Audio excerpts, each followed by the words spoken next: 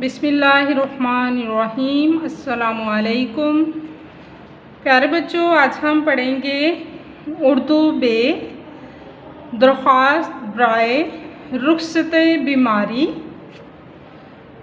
उन्वान दरख्वास्त बराए रुखसत बीमारी।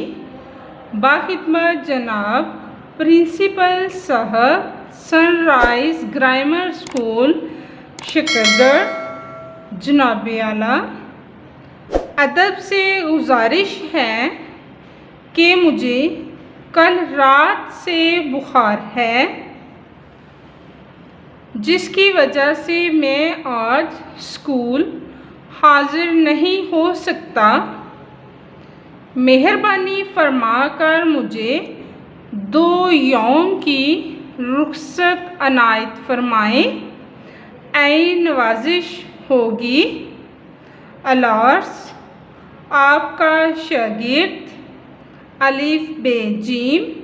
यहाँ पर आप अपना नाम लिख सकते हैं।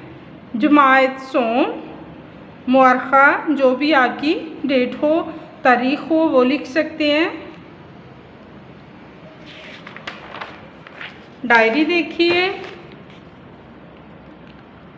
दरख्वास्त बराए रुखसत बीमारी याद करें और लिखें। इजाज़त दें। अल्लाह हाफ़िज़।